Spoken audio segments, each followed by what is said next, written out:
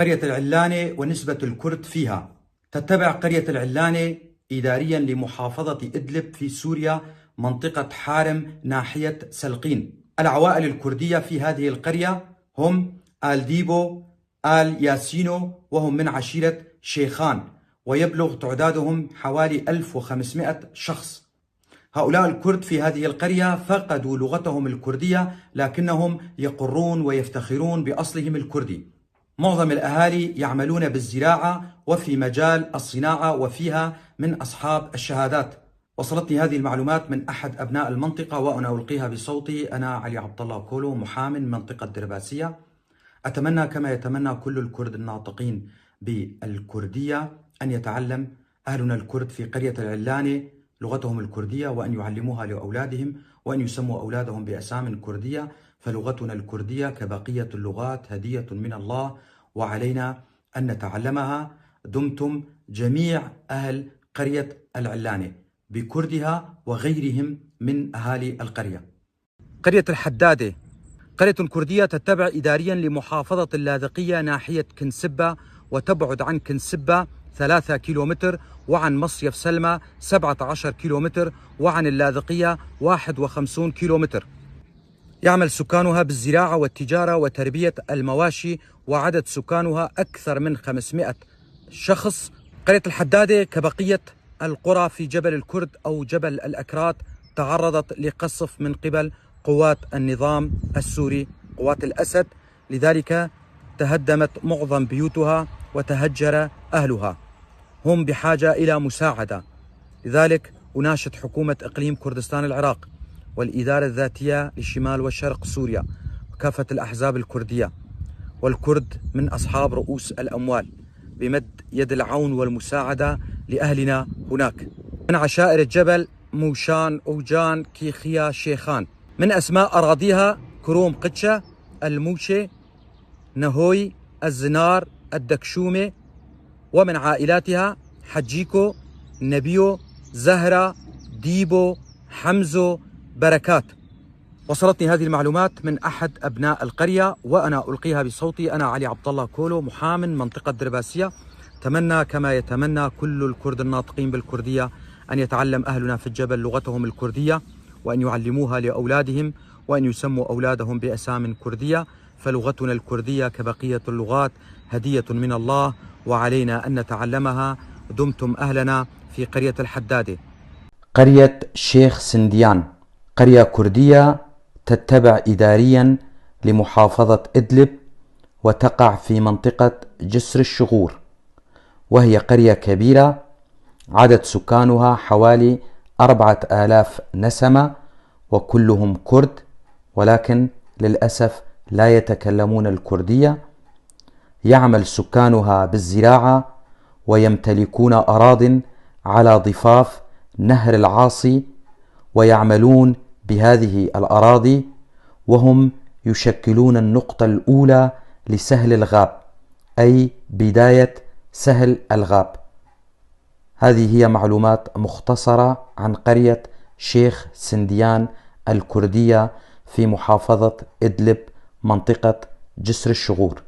هذه المعلومات أرسلها لي أحد أبناء منطقة جبل الأكراد وأنا ألقيها بصوتي. أنا علي عبد الله كولو من منطقة درباسية، وأتمنى كما يتمنى كل الكرد الناطقين بالكردية أن يتعلم الكرد في جبل الأكراد لغتهم الكردية، وأن يسموا أبناءهم بأسام كردية، فلغتنا الكردية هدية من الله مثل باقي اللغات، وعلينا أن نتعلمها. دمتم أهلنا في جبل الأكراد. السلام عليكم ورحمة الله وبركاته. هذه قرية الزعفران الشرقية التابعة لمنطقة الرستن بريف حمص. القرية ذات غالبية كردية، حيث تبلغ نسبة الكرد فيها 75%. تربطهم علاقة قرابة، كونهم ينتمون إلى عشيرة واحدة، وهي عشيرة قوريبك المتواجدة في مدينة كوباني. ومن هذه العائلة هي عائلة مرتو وكردي، حيث يبلغ تعداد هذه العائلة ما يقارب 1000 شخص. بالإضافة إلى عائلة بكداش طبعا، مقيمون في نفس القرية، يعمل الغالبية بالزراعة والتجارة، ويتميزون بحبهم للعلم لكثرة الشهادات الجامعية في العائلة، وتربطهم علاقة قرابة مع القرى المجاورة مثل قرية الدار الكبيرة والغنطو، كما لهم أبناء عمومة مقيمين في مدينة كوباني كعائلة مرطو وعباس وغيرهم، ويتميزون بحبهم لقوميتهم الكردية ولجميع القوميات الأخرى. للأسف الجيل الجديد لا يتكلم الكردية كالجيل القديم. هذه المعلومات وصلتني من أحد أبناء القرية وأنا ألقيها بصوتي. أنا علي عبد الله كولو، محام من منطقة درباسية، وأتمنى أن يعود أهلنا في قرية الزعفران الشرقية إلى لغتهم الكردية، كون لغتنا هدية من الله وعلينا أن نتعلمها. دمتم أهلنا في قرية الزعفران.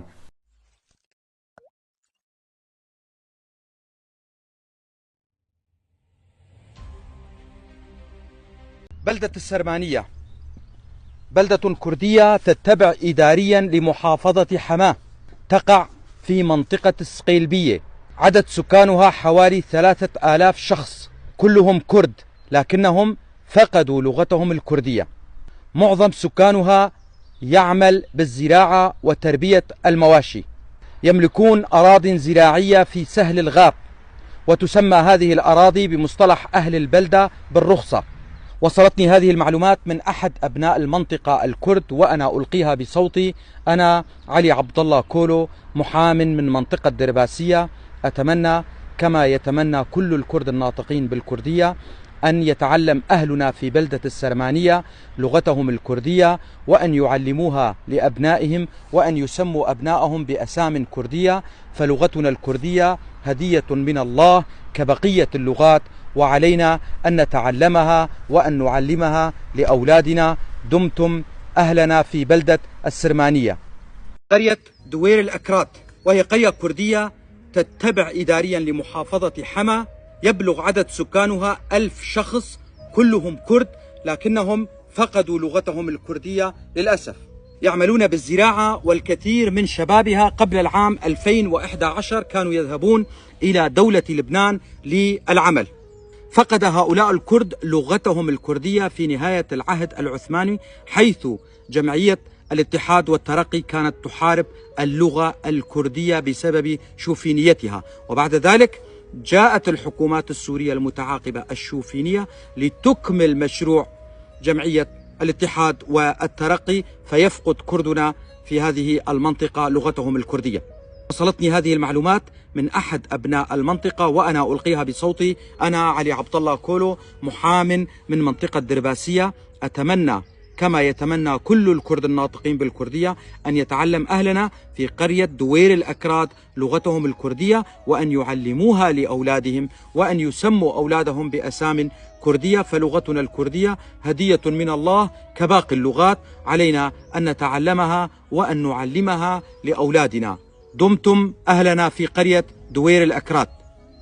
هذه قرية بلميس، وهي قرية كردية في ريف جسر الشغور الشرقي.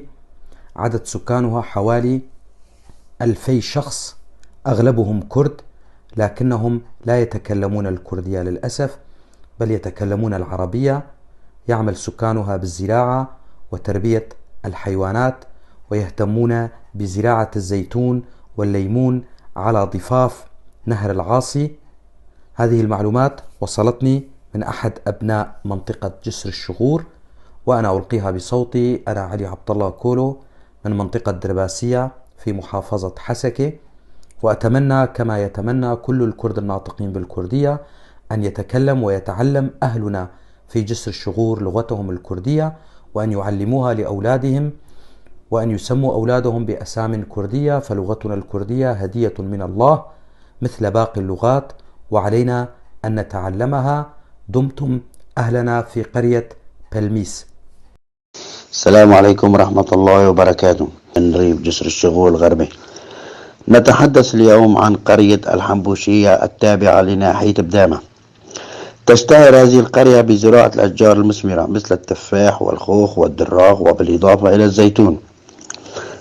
تعداد سكانها ما يقارب 2000 نسمة، وتعود عراقتها إلى مئات السنين على زمن القائد البطل صلاح الدين الأيوبي الله يرحمه، وما زالوا متمسكين بأصولهم الكردية، ولكنهم يفقدون اللغة الكردية.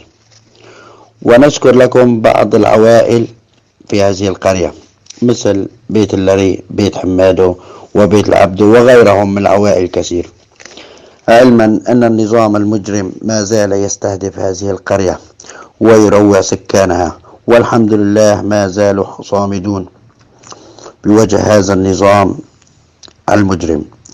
والسلام عليكم ورحمة الله، حياكم الله. قرية الأيوبية الكردية من عشيرة كيتكان ورشوان، وهم السكان الأصليين للقرية. القرية تعود ملكيتها لأغوات بيت الأيوبي وهم رشوان، وتسمية القرية جاءت نسبة لهم. هذه شهادة بشار بديع الأيوبي الذي قال بأنهم من عشيرة رشوان الكردية. توجد فيها عائلات عرب من شريرات. جاءت هذه العائلات أثناء مشروع الحزام العربي والتغيير الديمغرافي للمنطقة الكردية. عدد سكانها حوالي 600 شخص. بالرغم من كل محاولات التعريب، لا زالت نسبة الكرد في القرية 60%. مساحة القرية 1000 هكتار.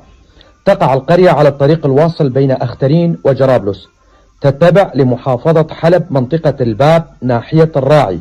تبعد عن حلب شمالا 52 كيلومتر، وعن الباب شمالا 22 كيلومتر، وعن الراعي شرقا 9 كيلومتر. تحدها من الغرب قرية مازجي الكردية، وعن الشرق قرية صندي، وعن الشمال قرية أثريا وقرية النهضة، من الجنوب قرية ترحين وقرية عرب ويران. تشتهر القرية بزراعة القمح، الشعير، العدس، الكمون، ومساحات من شجر الزيتون، كما يقومون بتربية الأغنام والماعز والبقر والدجاج البلدي. بسبب قلة المياه الجوفية، أهالي القرية كانوا يعملون في حلب والراعي أعمال الخياطة، صناعة الأحذية، وتصليح الجرارات، وكعمال بناء في حلب. لأهالي القرية صلة قرابة مع قرية شاوى ونعمان وقعر كلبين وشبيران وتل جرجي وتل شعير. القرية عانت كونها كانت منسية من الجوانب الخدمية في كل المجالات. حدثت فيها اشتباكات في العام 2012 بين النظام السوري والفصائل. في البداية جرت هذه الاشتباكات بين النظام وهذه الفصائل لمدة شهرين، وبعد انسحاب النظام من المنطقة ودخول الفصائل بدأت المعاناة من خطف وطلب الفدية وسرقات كون القرية على الطريق العام. وفي العام 2014 خرجت داعش من بين هذه الفصائل، جرت بينهم اشتباكات، على إثرها حدث نزوح لأهالي القرية إلى الجبال لمدة شهرين. تمت سرقة محتويات القرية من مواشي وتعفيش للبيوت. بسيطرة داعش تجددت المضايقات من اعتقالات، وتم جر الأهالي إلى الدورات الشرعية وقتلهم وذبح البعض منهم بحجة أن الكرد كفرة، والقول لهم بأنهم يجب أن يزوجوا بناتهم للمجاهدين وأن ينضم شبابهم للدولة الإسلامية. كان الأهالي لا ينامون في بيوتهم ليلا، ينامون في البراري في الشتاء القارس، يعودون في النهار إلى بيوتهم وعملهم. هاجر قسم من الأهالي إلى مناطق الجزيرة حتى العام 2017، وأثناء انسحاب داعش جرت هنالك تمثيليات بينهم من كر وفر وتغيير أمراء داعش لملابسهم والانضمام إلى الفصائل. تم احتلال المنطقة بالكامل وهذه القرية من قبل تركيا ومرتزقتها من الجيش الوطني السوري، وبدأت المعاناة وتجددت أكثر من خطف لأشخاص وطلب فدية وتدريس اللغة التركية في المدارس والتعامل بالعملة التركية والضغط على الكرد كي يتركوا لغتهم. هذه هي معاناة قرية الأيوبية. وصلتني هذه المعلومات من أحد أبناء القرية، له الشكر، وأنا ألقيها بصوتي. أنا علي عبد الله كولو، محام من منطقة درباسية. قرية بيليس الكردية من عشيرة الكيتكان وعشيرة علي الدين، ومن عوائلها المعروفين في المنطقة عائلة عزيز الكردي.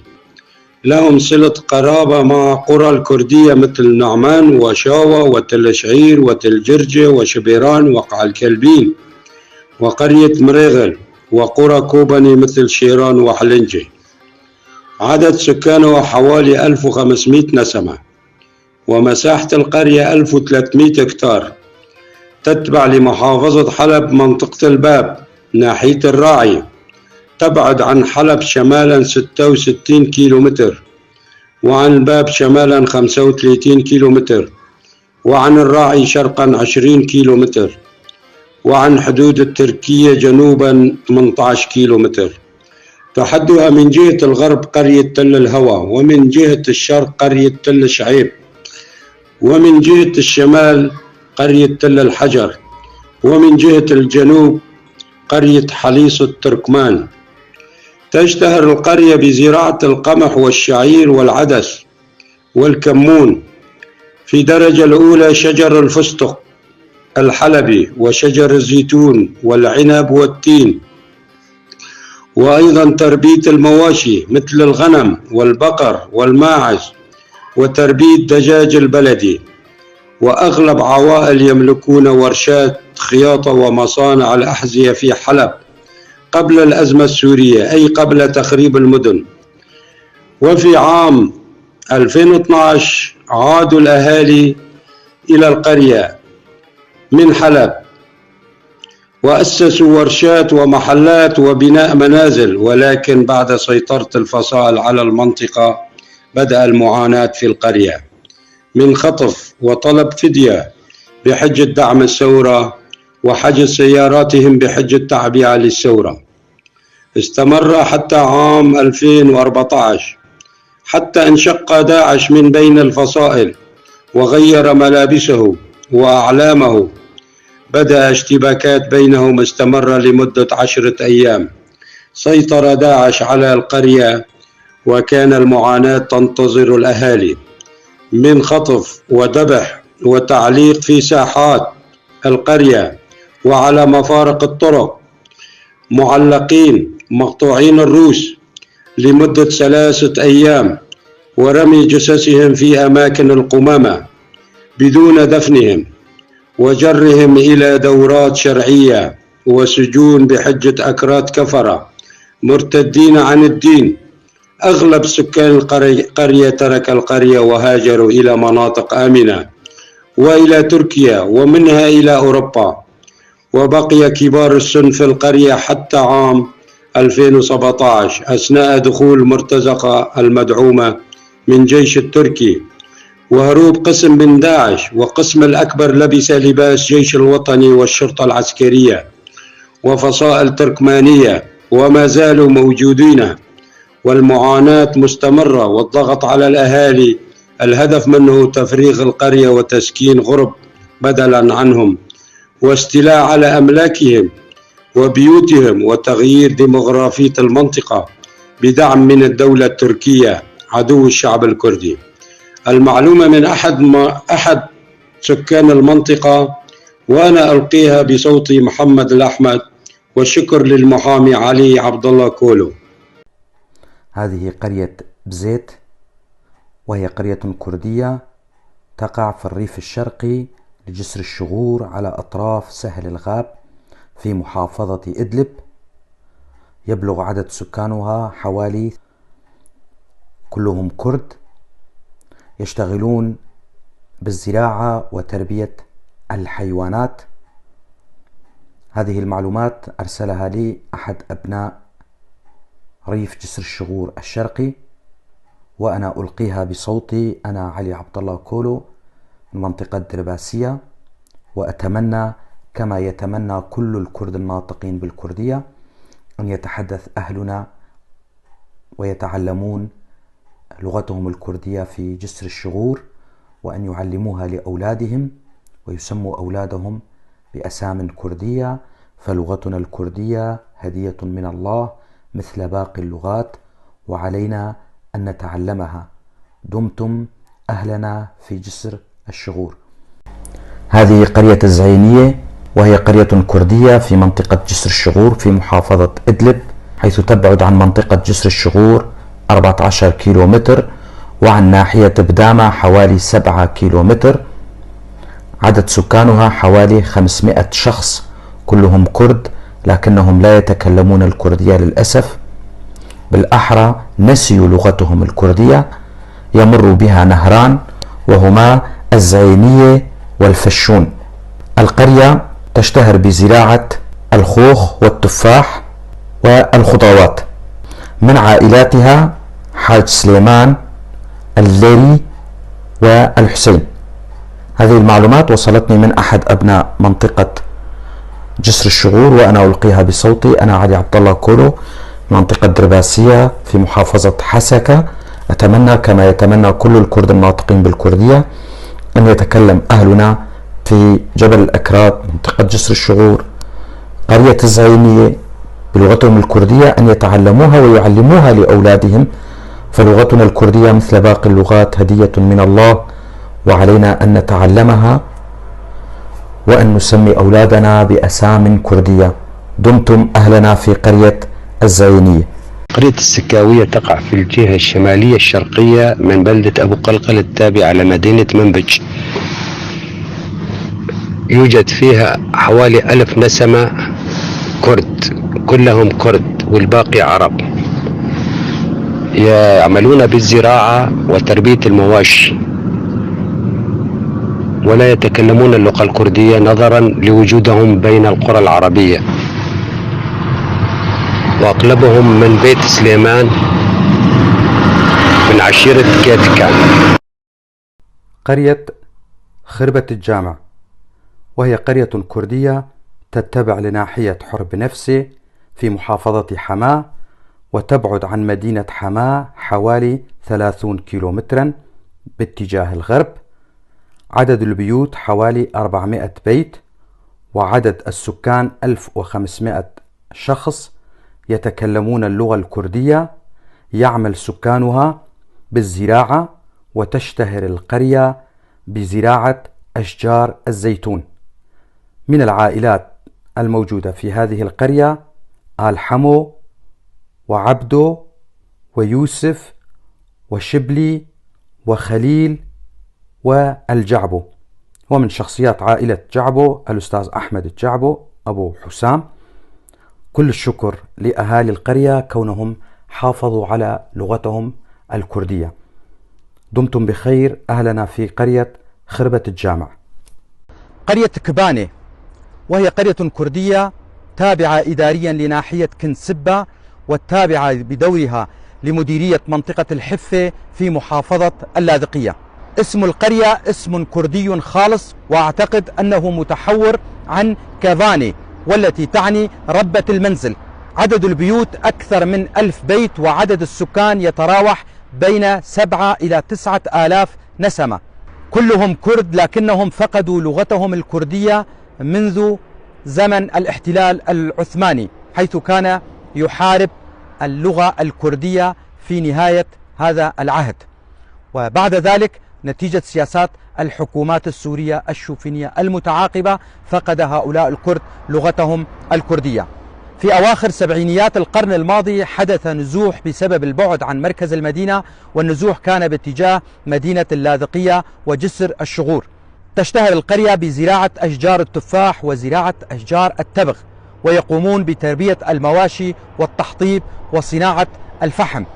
هناك ميزة جميلة في هذه القرية وهي الألقاب، حيث ينادون بعضهم البعض بالألقاب، وهذه الميزة تميزهم عن بقية القرى في جبل الكرد أو جبل الأكراد. وصلتني هذه المعلومات من أحد أبناء المنطقة الكرد وأنا ألقيها بصوتي. أنا علي عبد الله كولو، محام من منطقة الدرباسية. لكم الشكر.